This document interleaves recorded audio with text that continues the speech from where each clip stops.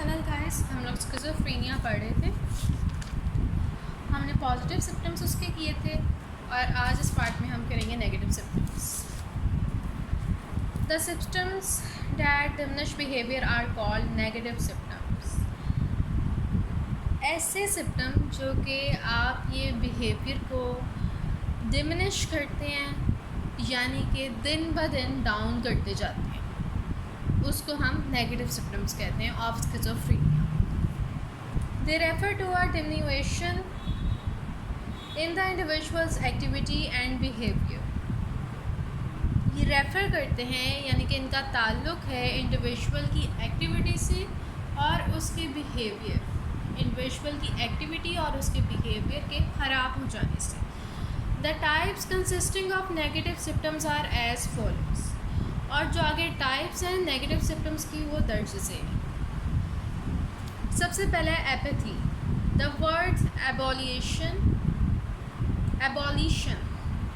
The word abolition is also used for apathy. It means a diminution in the individuals energy and his passion for life. Abolition word जो है वो apathy के लिए use किया जाता है. इसका मतलब ये होता है कि इंडिविजुअल की जो एनर्जी है, जो उसका लाइफ के लिए पैशन है, उसका ख़त्म हो जाना. Consequently, the individual is unable to carry out the daily pursuits of life. Consequently, और इससे क्या होता है कि इंडिविजुअल जो है वो उसकी जो डेली परस्यूट्स होते हैं, यानी कि जो रोज़मर्रा के काम होते हैं, उसके अंदर उसकी दिलचस्पी ख़त्म हो जाती है, वो उनको कैरी नहीं कर पाता. It becomes difficult for the individual to deal with everyday tasks. Individual के लिए रोज़मर्रा के जो कामकाज होते हैं उनसे डील करना, उनको करना बहुत मुश्किल हो जाता है. The individual cannot do homework or domestic chores. अब चूँकि उसको लाइफ में इंटरेस्ट ही नहीं रहा, तो लाइफ से रिलेटेड कोई भी उसका काम होगा तो वो उसको अच्छा ही नहीं लगेगा. इंडिविजुअल जो है अपना होमवर्क नहीं कर पाएगा, या कोई भी उसने डोमेस्टिक काम यानी कि घर का कोई काम वगैरह करना है वो उसको कर ही नहीं पाएगा. He idles away the whole day, यानी कि वो सारा दिन फारिग रहना चाहता है, वो कुछ भी नहीं करना चाहता. Such a patient loses all of his interest. He becomes oblivious and indifferent to the maintenance of his health. वो बिल्कुल ही oblivious हो जाता है, यानी कि अपने आप को छोड़ देता है और अपनी लाइफ को, अपनी हेल्थ को, अपनी लाइफ में किसी भी चीज़ को वो मेंटेन नहीं करता.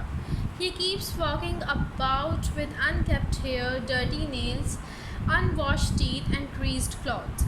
उसको अपनी हेल्थ से, यानी कि अगर उसके बाल ख़राब हैं, वो गंदा है, उसके नाखून बढ़े हुए हैं, उसके कपड़े नहीं साफ, उसको इन चीज़ों से कुछ भी नहीं है. वो बस सब कुछ छोड़ के अपने आप को छोड़ देता है. वो बिल्कुल वो अपनी लाइफ को छोड़ देता है. वो बस कहने के बस बेजान ऐसा होता है कि जिसके अंदर जान नहीं होती, बस चल रहा है.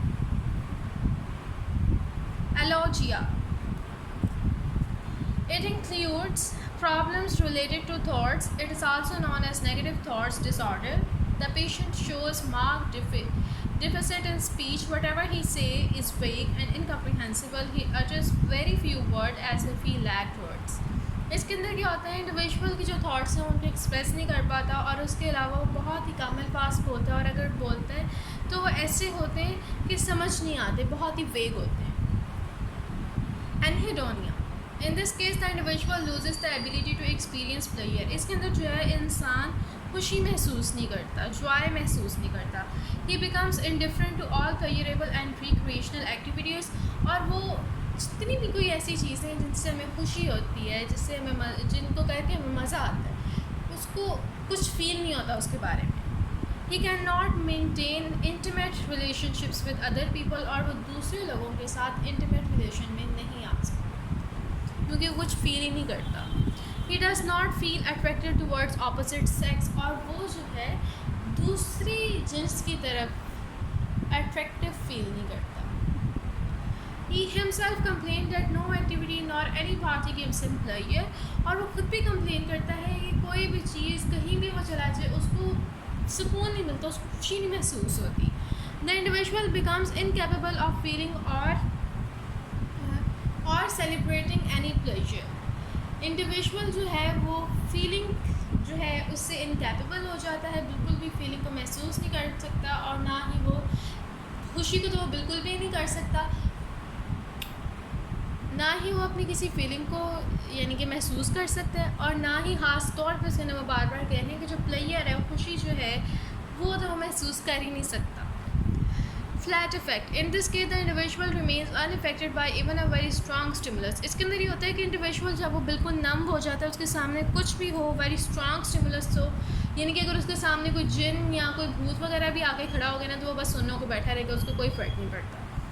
ही is unresponsive to pain and pleasure, और वो पेन प्लेयर किसी भी चीज़ से अनरिस्पॉन्सिव करता है। आप उसके हाथ पे छुरी चला दें, वो बस सुन के बैठा रहेगा, उसको कोई फीलिंग वगैरह नहीं होगी। वट एवर यू मे से टू हिम, आप उसको कुछ भी कहते हैं, he keep staring blankly to the void, और वो गुमसुम होकर बस घूरता रहेगा आपको, या जिस भी तरफ वो देख रहे हो वो बस वहीं पर देखता जाएगा। इफ़ ही से something in response it is flat and inaudible, और अगर वो कुछ आपको कहता भी है रिस्पॉन्स में, तो वो बहुत ही फ्लैट यानी कि बहुत ही आहिस्ता आवाज़ में होता है, और इनऑडिबल कि आपको समझ नहीं आता है कि उसने क्या कहा है। Krink and Neal demonstrated in 1986 that patients' emotions are flat only outwardly, otherwise internally they experience all emotions like normal people. Crick और नील कहते हैं, उन्होंने 1986 में बात डिमॉन्स्ट्रेट की थी कि बाहर से ऐसा लग रहा होता है कि वो कुछ फील नहीं कर रहे, उनको बिल्कुल नम हो गए, कोई इमोशंस उनको फील नहीं हो रहे, लेकिन अंदर से वो सब कुछ फील कर रहे होते हैं, लेकिन महज वो इजहार नहीं कर रहे होते। Associability. Schizophrenia affect patients' social relationships very adversely. Schizophrenic जो हैं social relationships उनके बहुत ज़्यादा adversely affect होते हैं। Such patients are left with very few friends. उनके बहुत चंद दोस्त बाकी रह जाते हैं उनकी लाइफ में। They become oblivious of social skills, और लोगों में घुलना मिलना, बातचीत करना, स्मॉल टॉक करना, वो सब कुछ भूल जाते हैं। Patient themselves take no interest in keeping company with others. Patient जो है वो बिल्कुल कोई इंटरेस्ट नहीं रखता है किसी से कोई बात करने में। अदर सिम्टम्स, अच्छा यहाँ पे जो है आपके नेगेटिव सिम्टम्स ख़त्म हो गए हैं, एक दफ़ा दोहरा देते हैं। एपैथी था, इसके अंदर ये था कि उसकी जो एनर्जी है और उसका पैशन जो है लाइफ के साथ वो ख़त्म हो जाता है। फिर उसके बाद एलॉकिया है, उसके अंदर जो है वो अपने वर्ड्स को, अपनी थॉट्स को वर्ड्स की सूरत में एक्सप्लेन नहीं कर पाता। एनहेडोनिया में ये था कि वो प्लेजर का इजहार नहीं कर सकता। फ्लैट इफेक्ट में ये था कि उसके सामने कुछ भी हो, भूत आ जाए या फिर उसके सामने ये हो कि दुनिया तबाह हो गई है या वो डूब रहा है, तो वो उस चीज़ का इजहार नहीं करेगा। लेकिन 1986 में क्रिंक एंड नील ने ये डिमॉन्स्ट्रेट किया था कि पेशेंट जो है वो महज बाहर से दिखा नहीं रहा होता, लेकिन वो अंदर से सब कुछ फील कर रहा होता है। एसोसिएबिलिटी में ये था कि उसकी जो सोशल रिलेशनशिप है वो बिल्कुल ख़त्म हो जाते हैं, वो उनसे कोई ताल्लुक़ नहीं रखना चाहता, और इसके ये 5 सिम्टम्स हैं, और यहीं पे नेगेटिव सिम्टम्स जो हैं वो ख़त्म हो गए। अदर सिम्टम्स को बस थोड़ा सा देख लेते हैं। अदर सिम्टम्स में इसके हैं catatonia and inappropriate effect. Catatonia, it is indeed a combination of many motor disorders. In this condition, the patient continues pointing at one thing again and again. He begins to twitch his hand, arms, and fingers in a peculiar way. Some movements sometimes may be meaningful, but are usually indecent. Sometimes he starts moving and sometimes becomes still. Some patient if efficiency increases when they are on the move. They exude intense emotion and break things. Some patients jump and bounce, flail their legs in a strange way and let out shouts and cries. इसके catatonia में क्या होता है कि वो अपने हाथ पाँव को अजीब तरह से मोड़ लेते हैं, फिर उसके बाद जो है वो कभी बहुत ज़्यादा इंटेंस इमोशन का इजहार करते हैं, कभी बहुत ही ज़्यादा चुप होकर बैठ जाते हैं। Contrary to it, patient becomes stock still. If they were strong, they keep standing in an absurd, ridiculous, or something painful pose. They stand absolutely still, sometimes with arms pressed, sometimes with one foot raised, sometimes with their head bent forward or backward, etc. Sometimes patients remain in such a position for so long that their limbs swell or turn blue. And an important characteristic of this state of stillness called waxy flexibility has also been observed. It means that if the arm or leg of the individual who is in a state of stillness is shaken, he changes his pose and maintains a new pose for many hours. इसके अंदर ये लिखा है कि बाज़ वक़्त ऐसा होता है कि वो जब स्टिल हो जाते हैं ना, तो वो किसी ऐसे पेनफुल पोज में होते कि वो दिनों तक उसी पोज में रहते हैं, उनको किसी बात का एहसास नहीं होता, खाना पीना कुछ भी नहीं उनको होता, वो बस उसी पोज में रहते हैं, और चाहे वो पोज कितना ही पेनफुल क्यों ना हो, उसी पोज में दिनों तक खड़े रहते हैं। और ना ही उनको भूख लगती है और ना ही उनको कोई होता है कि हमें दर्द हो रहा है, वो बस इस तरह खड़े रहते हैं। और इम्पॉर्टेंट करेक्टरिस्टिक जो है इस स्टेट का वो होता है स्टिलनेस, यानी कि स्टिल हो जाना। तो इसको कहा गया waxy flexibility. It means that if the arm or leg of the individual who is in a state of stillness is shaken, he changes his pose. इसके अंदर वैक्सी फ्लेक्सिबिलिटी में क्या होता है, इसका मतलब ये होता है कि अगर वो किसी पोज में हैं और उनकी बाजू या टांग जो है वो थोड़ा सा यानी कि हिल गई है, शेक हो गई है, तो वो क्या करते हैं, अपने पोज को चेंज कर लेते हैं और एक नया पोज बना के उसके अंदर खड़े हो जाते हैं और घंटों तक उसी पोज में खड़े रहते हैं। इसको कहते हैं waxy flexibility.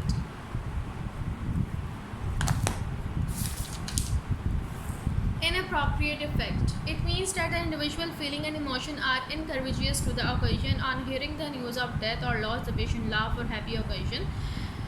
On a happy occasion, he shows grief and indifference. He flies into a rage over trivial issues.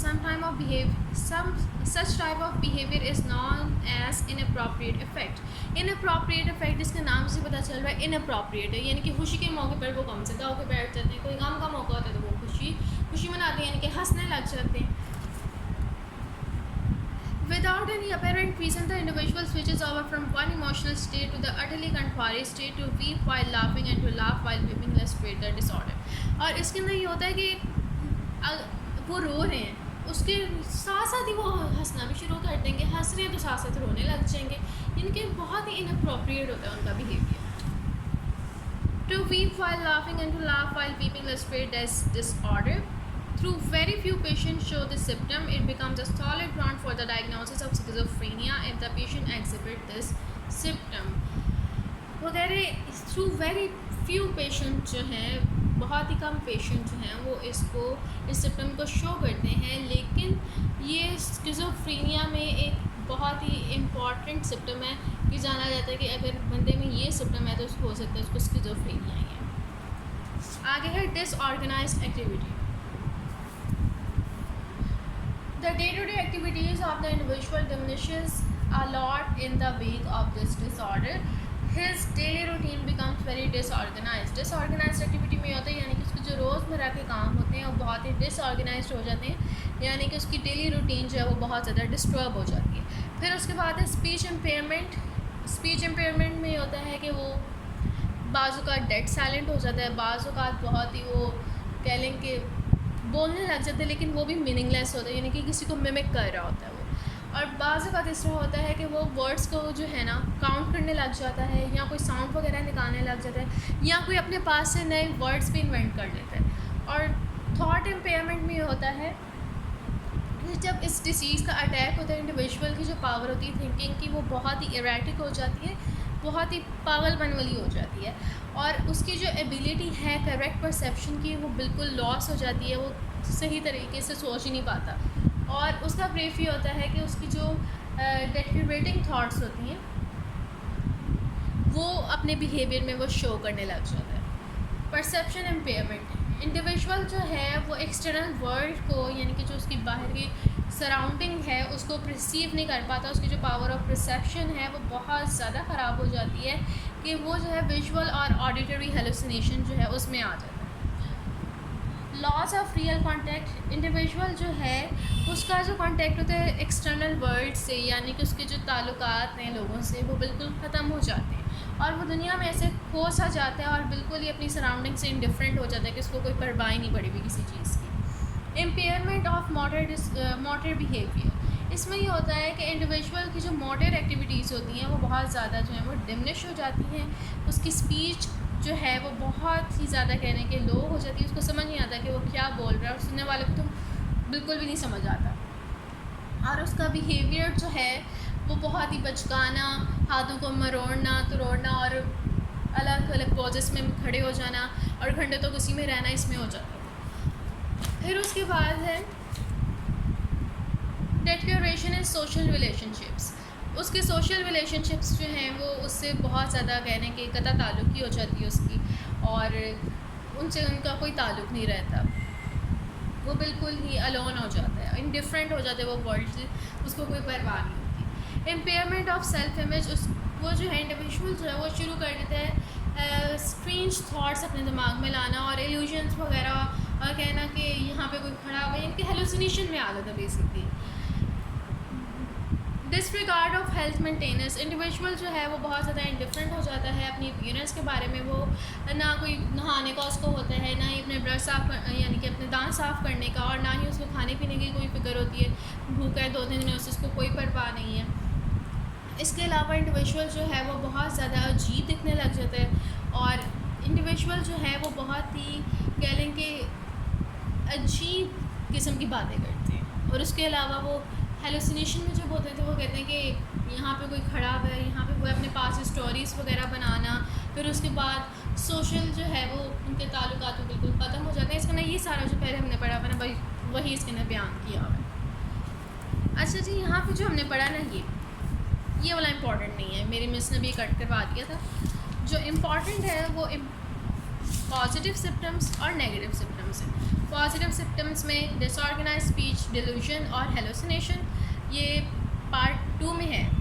इससे पहली जो वीडियो मैंने डाली थी उसके अंदर है। और आज की वीडियो नेगेटिव सिम्टम्स में है। इसके अंदर एपैथी, एलोकिया, एनहेडोनिया, फ्लैट इफेक्ट, एसोसिएबिलिटी, यहाँ तक है। इसके 5 हैं, इसके 3 हैं, इसकी 3 टाइप्स हैं और इसकी 5 टाइप्स हैं, और दोनों ही इम्पॉर्टेंट है। और बोर्ड के लिहाज से जो इम्पोर्टेंट है ना, इनका ना शॉर्ट क्वेश्चन आंसर, जिस तरह डिफाइन द एनहेडोनिया, डिफाइन एलोगिया या define apathy, right any 3 names of negative symptoms of schizophrenia, इस तरह करके आते हैं शॉर्ट क्वेश्चन, और ये इम्पॉर्टेंट है बोर्ड के लिहाज से। और स्किज़ोफ्रेनिया एज अ लॉन्ग भी इम्पॉर्टेंट है, लेकिन चूँकि आप इतना लंबा लॉन्ग नहीं लिख सकते तो उसको छोटा छोटा एक्सप्लेन करके डेफिनेशन लिखें, सिम्टम्स बताएं, पॉजिटिव सिम्टम्स ये हैं, नेगेटिव सिम्टम्स ये। पॉजिटिव सिम्टम को थोड़ा सा डिफाइन करें एक लाइन में, फिर उसके बाद नेगेटिव सिम्टम्स को भी इस तरह एक लाइन में डिफाइन करके बस करें। और उसके अलावा ये जो लाइन थी ना क्रिंग एंड नील की, उन्होंने डेमोन्स्ट्रेट किया था 1986 में कि इमोशंस जो होते हैं वो बाहर से लग रहा होता है कि वो कुछ फील नहीं कर रहे, लेकिन वो सब कुछ फील कर रहे होते हैं, लेकिन इजहार नहीं करते। ये इम्पॉर्टेंट है, ये आता है शॉर्ट में भी, उसके अलावा MCQ में भी। सो गाइस, यहाँ पे टॉपिक ख़त्म होता है।